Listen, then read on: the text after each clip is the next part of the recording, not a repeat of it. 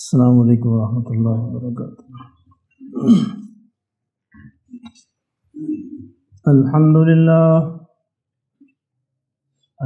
للہ نحمده ونستعینه ونستغفره ونؤمن به ونتوکل علیہ ونعوذ باللہ من شرور انفسنا ومن سیئات اعمالنا من یهده اللہ فلا مضل له ومن يضلله فلا هادي له ونشهد أن لا إله إلا الله وحده لا شريك له ونشهد أن سيدنا ومولانا محمدا عبده ورسوله أما بعد فأعوذ بالله من الشيطان الرجيم بسم الله الرحمن الرحيم إلا تنصروه فقد نصره الله إذ أخرجه الذين كفروا ثاني اثنين إذ هما في الغار إذ يقول لصاحبه لا تحزن إن الله معنا فأنزل الله سكينته عليه وأيده بجنود لم تروها وجعل كلمة الذين كفروا السفلى وكلمة الله هي العليا والله عزيز حكيم صدق اللہ مولانا العظیم۔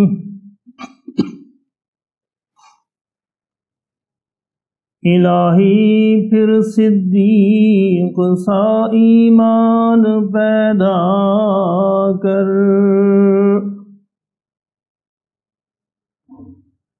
پھر فاروق سا جری جوان پیدا کر، رگ تحریف کٹ جائے دم عثمان پیدا کر،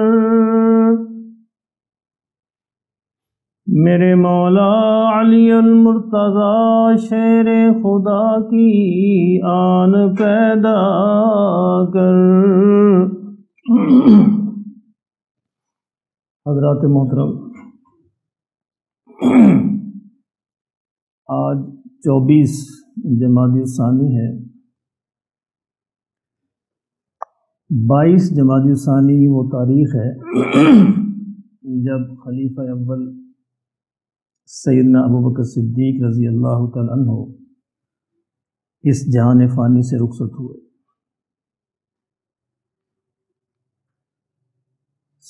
سال میں 2-4 دفعہ ان حضرات کا تذکرہ اگر ہوتا رہے تو ہمارے ایمان تازہ رہتے ہیں۔ ہمارے ان تذکروں سے ان مقدس ہستیوں کا کوئی فائدہ نہیں ہو سکتا، البتہ ہمارا اپنا فائدہ ہو سکتا ہے۔ اسی نیت سے ان حضرات کا تذکرہ کرتے ہیں کہ شاید ہمارے ایمانوں کو جلا ملے، ہمارے ایمانوں کو روشنی ملے اور کچھ ہمارا آخرت کا بھلا ہو جائے۔ حضرات، آپ حضرات کا علم میں ہے کہ آقا دو عالم صلی اللہ علیہ وسلم نے جب اسلام کی دعوت دی ہے تو مردوں میں سب سے پہلے کون اسلام لایا؟ ابوبکر صدیق رضی اللہ تعالیٰ۔ یہ اعزاز قیامت تک کوئی آپ سے چھین نہیں سکتا، اور قیامت تک جتنے لوگ مسلمان ہوتے رہیں گے سب کا ثواب ابوبکر کو ملتا رہے گا، کیونکہ جو پہلے نیکی کی بنیاد ڈالتا ہے اللہ کا احسان ہے کہ اللہ باقی نیکیوں سے بھی اس کو حصہ عطا فرماتے رہتے ہیں۔ قیامت تک کروڑوں اربوں لوگ جتنے لوگ مسجد نبوی میں نماز ادا کرتے رہیں گے، سب کا ثواب ابو بکر کو ملتا رہے گا۔ کیوں؟ پتہ ہے کیوں؟ مسجد نبوی کی زمین ابو بکر نے خریدی تھی۔ اللہ اکبر۔ یہ زمین دو چھوٹے بچے تھے، یتیم بچے، ان کی ملکیت تھی، اور آقا دو عالم صلی اللہ علیہ وسلم جب مدینہ تشریف لائے تو آپ نے ارادہ فرمایا مسجد بنائی جائے۔ حضرت ابو ایوب انصاری کے گھر میں آپ تشریف فرما تھے، تو سامنے ایک میدان تھا جہاں پہ لوگ کھجوریں سکھایا کرتے تھے۔ آپ نے کہا کہ اس میدان میں مسجد بناتے ہیں، پتہ کرو کن کی ملکیت ہے یہ۔ تو بچے حاضر ہوئے کہ یا رسول اللہ صلی اللہ علیہ وسلم، یہ ہم آپ کو ہدیہ کرتے ہیں، آپ ہماری طرف سے قبول فرمائیں۔ آپ نے کہا نہیں، ایسے نہیں، میں اس کی قیمت ادا کروں گا، قیمت ادا کر کے مسجد بناؤں گا۔ تو سیدنا ابو بکر صدیق رضی اللہ تعالی عنہ نے فوراً قیمت ادا کر دی کہ یہ لیجئے قیمت۔ تو مسجد نبوی اس زمین پر بنی ہے جو زمین کا ٹکڑا ابو بکر صدیق نے خریدا تھا۔ تو کیا اس میں کوئی شک رہ جاتا ہے کہ قیامت تک جو اربوں یا کھربوں لوگ اس میں نماز پڑھیں گے ان کا ثواب ابو بکر کو نہیں جائے گا؟ بے شک ابو بکر کو ملتا رہے۔ کتنا بڑا احسان ہے، انسان اس کا اندازہ نہیں کر سکتا۔ یعنی پہلے مسلمان ہونے کی حیثیت سے قیامت تک جو بندہ بھی مسلمان ہوتا رہے گا، سب کا ثواب ابو بکر کو ملتا رہے گا، اور قیامت تک جتنے بھی لوگ مسجد نبوی میں نماز پڑھتے رہیں گے، سب کا ثواب ابو بکر کو ملتا رہے گا۔ صحابی ہونا، آقا دو عالم صلی اللہ علیہ وسلم کا صحابی ہونا کوئی معمولی بات نہیں ہے، اور یہ عجیب بات ہے کہ امام الانبیاء محمد رسول اللہ صلی اللہ علیہ وسلم کے آنے سے نبوت کا دروازہ بند ہو گیا، اب کوئی نبی نہیں بن سکتا، اور امام الانبیاء کے جانے سے صحابیت کا دروازہ بند ہو گیا، اب کوئی صحابی نہیں بن سکتا۔ کیوں جی؟ ایسے ہی ہے نا، صحابی کیسے بنتا ہے؟ ایمان کی حالت میں نبی کے چہرے کو دیکھنا صلی اللہ علیہ وسلم، اور ایمان کی حالت میں نبی کو چہرے کو دیکھنا جو ہے، یہ سب نیکیوں سے افضل نیکی ہے۔ ساری نیکیاں ایک طرف اور حضور کے چہرے کو دیکھنا ایک طرف۔ اب یہ نیکی کسی کو مل نہیں سکتی، یہ اللہ کی عطا ہے، اللہ کی تقسیم ہے، اللہ کی دین ہے، اللہ نے جن کو دینی تھی ان کو عطا کر دی۔ اس لیے اب حضور کے اس دنیا سے چلے جانے کے بعد صحابیت کا دروازہ بھی بند ہو گیا، اور اس مسئلے کو ہمیشہ کے لیے سمجھیے اور اپنے بچوں کو سمجھائیے کہ صحابہ پر ایمان اور صحابہ سے محبت اور صحابہ سے پیار کیوں ضروری ہے، صحابہ ہمارے ایمان کا جزو کیوں ہیں، ہمارے ایمانوں کا حصہ کیوں ہے۔ آپ کو میں قرآن کی صرف 3 آیات بتاتا ہوں، شاید میں اپنی بات کو سمجھا سکوں۔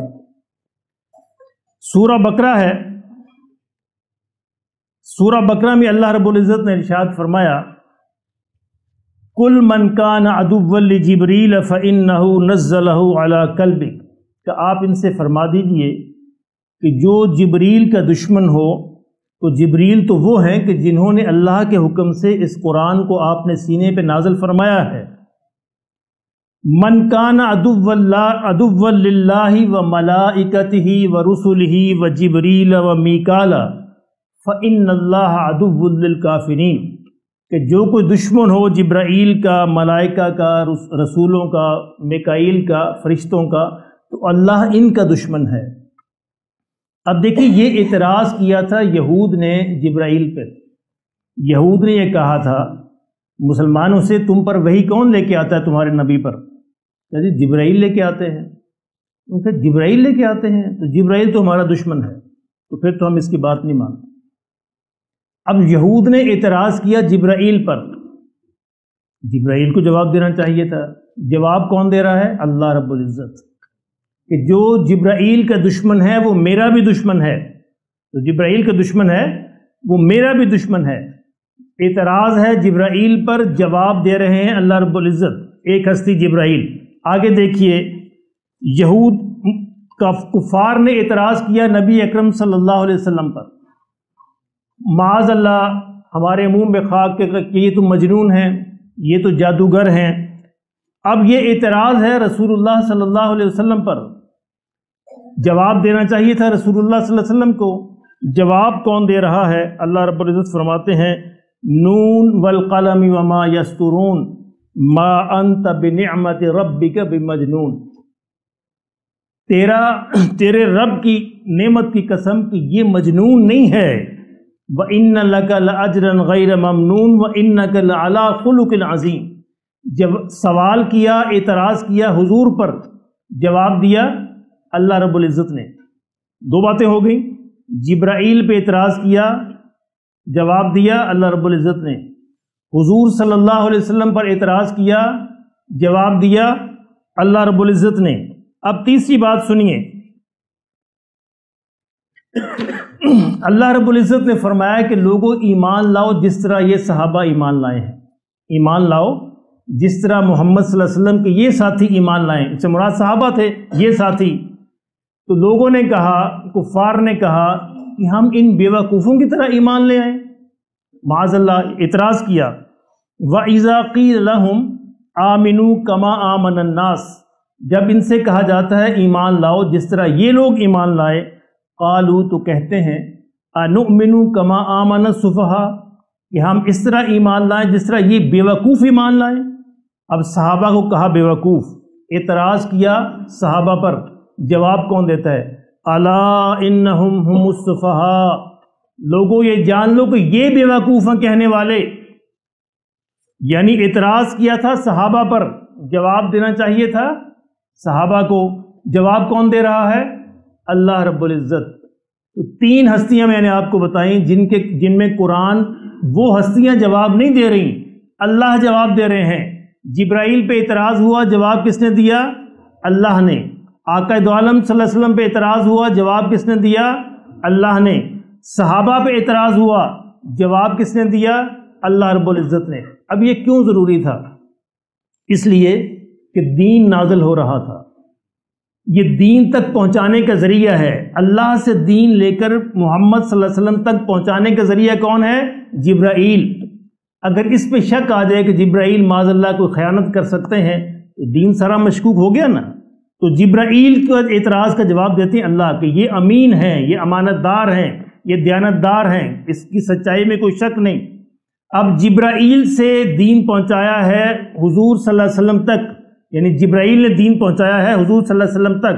اللہ سے جبرائیل کو ملا، جبرائیل نے پہنچایا حضور صلی اللہ علیہ وسلم تک، یہ واسطہ ہو گیا۔ حضور صلی اللہ علیہ وسلم سے یہ دین پہنچا صحابہ تک، اور صحابہ سے پہنچا امت تک، یعنی دین کا واسطہ، حضور تک دین پہنچنے کا واسطہ جبرائیل، صحابہ تک دین پہنچنے کا واسطہ محمد الرسول اللہ صلی اللہ علیہ وسلم، امت تک دین پہنچنے کا واسطہ صحابہ کرام۔ آپ اگر درمیان سے اس کڑی کو نکال دیا جائے تو پورے کا پورا دین دھڑام سے زمین پر گر جاتا ہے۔ کیوں جی بات سمجھ آئی؟ یعنی صحابہ کے واسطے سے درمیان سے نکال دیجئے تو پورا دین مشکوک ہو کے رہ جاتا ہے۔ جبرائیل پہ شک آ جائے دین پھر بھی مشکوک، حضور پہ شک آ جائے معاذ اللہ دین پھر بھی مشکوک، اور صحابہ پہ شک آ جائے دین پھر بھی مشکوک۔ اس لیے اس کا اعتراض اللہ براہ راست دیتے ہیں، الا انہم ہم السفہاء ولکن لا یعلمون، لوگوں جان لو یہ کہنے والے بیوقوف ہیں لیکن یہ اس بات کو سمجھتے نہیں۔ تو صحابہ میں سب سے بڑے اور ممتاز کون؟ ابو بکر، جو پہلے دن ہی ایمان لے آئے۔ اور صحابیت میں یعنی کون بڑا صحابی بنتا ہے؟ جس کی صحبت حضور کے ساتھ سب سے زیادہ ہو، اس کا رتبہ بڑا ہوگا نا، جس کی صحبت حضور کے ساتھ سب سے بڑی ہو۔ تو ابو بکر کی صحبت شروع ہوتی ہے پہلے دن سے، اور جاری کب تک رہتی ہے؟ کیوں جی؟ وصال تک نہیں، اب تک جاری ہے۔ وصال تک تو دور کی بات تھی، باقی سب کی تو وصال تک ختم ہو گئی، اور ابو بکر کی قیامت تک باقی رہے گی، کیونکہ ابو بکر مزار کے بھی ساتھی، ابو بکر سفر کے ساتھی، بدر کے ساتھی، قبر کے ساتھی، حضرت ہر جگہ پہ ساتھی، یعنی ابو بکر تو آج بھی ساتھ ہے، ابو بکر آج بھی ساتھ ہے۔ باقی صحابہ کوئی 10 سال کے لیے، کوئی 20 سال کے لیے، کوئی 30 سال کے لیے، مخصوص مدت کے لیے صحابی تھے، ابو بکر اور عمر آج بھی حضور صلی اللہ علیہ وسلم کے ساتھ محو خواب ہیں، تشریف فرما ہیں، آرام فرما ہیں۔ سید تعالیٰ شاہ بخاری سے کسی نے پوچھا کہ آپ ذرا بتائیں، ابو بکر کا مقام بتائیں، ابو بکر کا مقام سنائیں۔ انہوں نے فرمایا کہ سناؤں یا دکھاؤں؟ سناؤں یا دکھاؤں؟ دیکھ لو جا کے مدینے، ان کے مقام کو بتانے کی ضرورت ہی نہیں ہے۔ جن کو ان کا مقام دیکھنا ہو وہ دیکھ لیں جا کے مدینے۔ یہ شک ہوئے تھے، یہ شک ہوئے تھے چل مدینے، یہ شک ہوئے تھے چل مدینے، آ ویکھ لے جوڑ مزاراں دا، بن یار نبی دیاں یاراں دا۔ کیوں جیسے ہے نا، یہ شک ہوئے تے چل مدینے، آ ویکھ لے جوڑ مزاراں دا، بن یار نبی دیاں یاراں دا۔ تو یہ ہے ابو بکر رضی اللہ تعالی عنہ، کہ جو پہلے دن ایمان لائے اور پہلے دن سے لے کر آج تک اور آج سے لے کر قیامت تک حضور صلی اللہ علیہ وسلم کے ساتھ ہے۔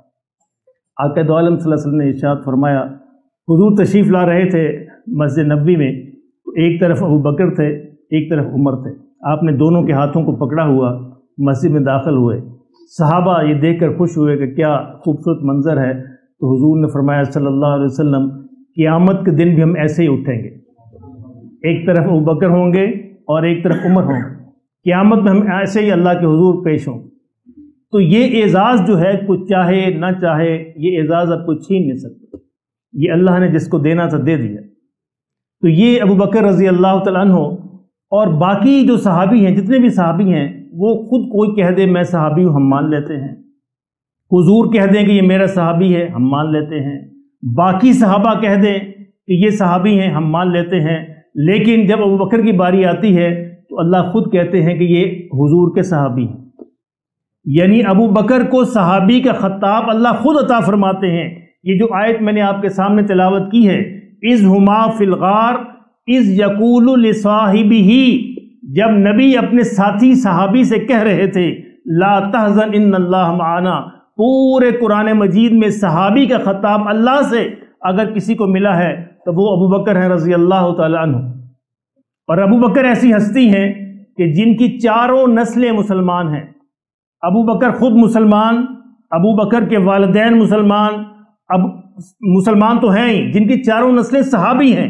یعنی ابو بکر وہ ہستی ہیں جن کی 4 نسلیں صحابی ہیں، یعنی ابو بکر خود صحابی، ان کے والدین صحابی، ابو بکر کی اولاد صحابی اور اولاد کی اولاد صحابی، یعنی ابو بکر کے پوتوں نے بھی حضور صلی اللہ علیہ وسلم کو دیکھا، وہ بھی صحابی، اور ابو بکر کی اہلیہ محترمہ وہ صحابی، ان کی والدہ صحابی، ان کی بیٹیاں صحابی اور ان کی نواسیاں صحابی، یعنی ان کی چاروں نسلیں صحابی ہیں۔ تو یہ اعزاز بھی سیدنا ابو بکر رضی اللہ تعالیٰ عنہ کو ملا۔ حضرت عمر ایک دفعہ بڑی کہنے لگے ابو بکر مجھ سے ایک سودا تو کر لو۔ جی کیا سودا؟ ابو بکر اپنی ایک نیکی مجھے دے دو، غار کی جو رات تھی وہ نیکی مجھے دے دو، اور میری ساری عمر کی نیکیاں تم لے دو۔ ابو بکر نے انکار کر دیا کہ یہ نہیں ہو سکتا۔ اللہ اکبر! یہ عجیب سفر تھا جس نے اسلامی تاریخ کی اور اسلام کا رخ موڑ کے رکھ دیا تھا۔ اب اس سفر میں سارے ساتھی یعنی سارے صحابہ یہ چاہتے تھے کہ کاش ہم حضور کے ساتھ ہو جائیں، کاش ہمارا کوڑا نکل آئے، حضور ہمیں ساتھ لے جائیں، اور حضور سب کے جواب میں خاموش رہتے، سب کے جواب میں خاموش رہتے، اور صحابہ ایک ایک کر کے مدینہ تشریف لے جا رہے تھے۔ اور ابو بکر اجازت مانگتے کہ یا رسول اللہ صلی اللہ علیہ وسلم مجھے بھی آپ اجازت دے دیجئے، میں بھی مدینہ ہجرت کر دوں۔ آپ نے کہا کہ نہیں، تم ابھی ٹھہرو، تم ابھی ٹھہر جاؤ۔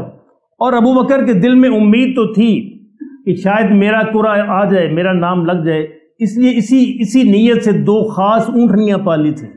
اس سفر کے لیے میں 2 خاص اونٹنیاں تیار کرتا ہوں۔ تو آخر وہی ہوا جس کے حضرت ابو بکر رضی اللہ تعالیٰ عنہ امید لگائے بیٹھے تھے۔ ہجرت کی رات جو ہے حضور صلی اللہ علیہ وسلم تشریف لائے خود ابو بکر کے گھر، اور کہا کہ ابو بکر اللہ نے اجازت دی ہے کہ تم اس سفر میں میرے ساتھی بنو۔ ابو بکر رضی اللہ تعالیٰ عنہ کو یہ اعزاز حاصل ہوا، اس سفر میں حضور کے ساتھی بنے۔ اور پھر غار کے اندر جو واقعہ ہوا وہ تو آپ سب حضرات جانتے ہیں، یعنی غار کے اندر حضور باہر تشریف فرما تھے۔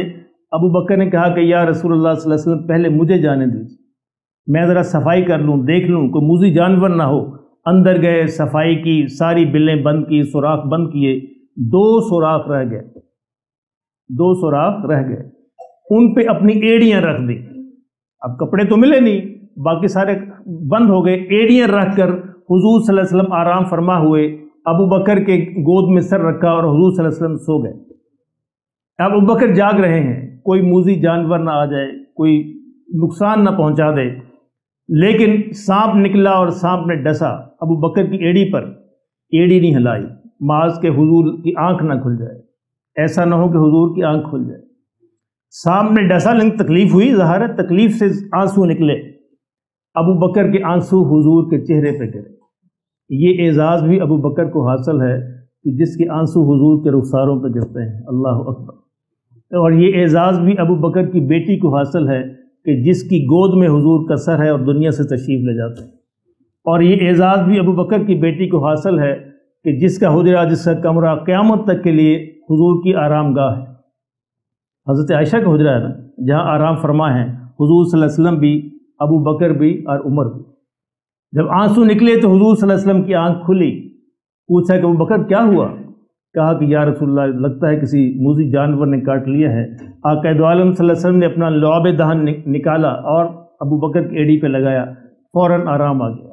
میرے محترم دوستو، ان حضرات کا تذکرہ تو ایک لمبا تذکرہ ہے، یعنی اس کو کئی ہفتے بھی اگر بیان کیا جائے تو شاید کم ہو۔ بہرحال عرض کرنے کا مقصد یہ تھا کہ ہمیں یہ یاد رکھنا چاہیے کہ 22 جمادی الثانی سیدنا ابو بکر رضی اللہ تعالیٰ عنہ کا یوم وفات ہے، اور ہمیں اس موقع پہ اپنے بچوں کو، اپنے شاگردوں کو، اپنے دوست احباب کے تذکرہ کرنا چاہیے تاکہ ہمارا ایمان تازہ ہو، اور ہمیں یہ یاد رہے کہ صحابہ کی محبت ہمارے ایمانوں کا حصہ ہے۔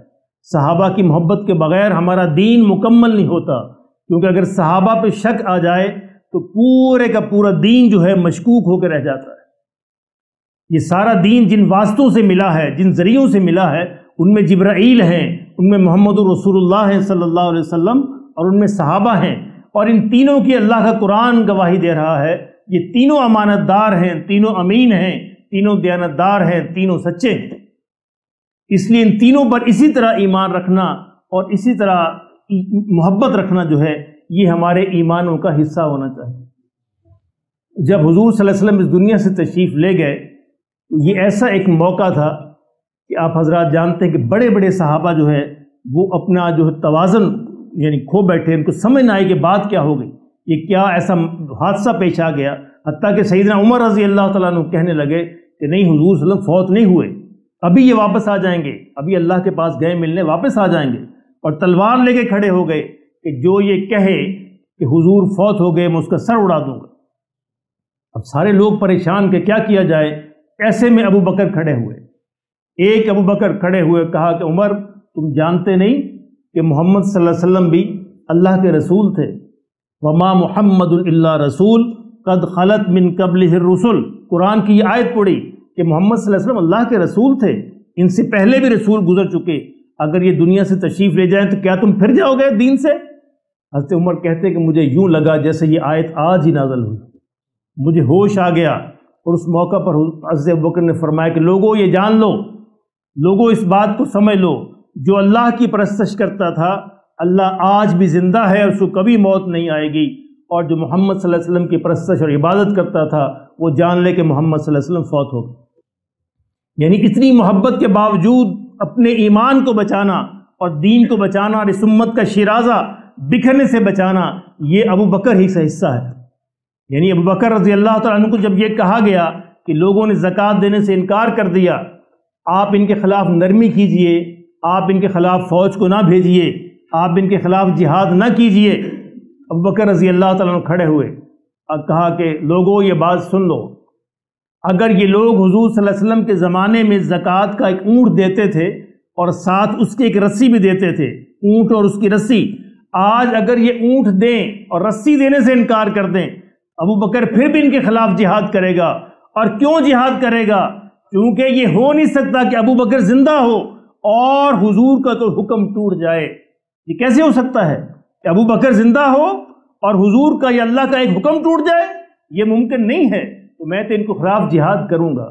تو صحابہ کہتے ہیں کہ اگر ابو بکر اس دن نہ ہوتے تو اس امت کا شیرازہ بکھر گیا ہوتا، یہ امت ٹکڑے ٹکڑے ہو گئی ہوتی، اسلام جو ہے اس دنیا سے مٹ چکا ہوتا۔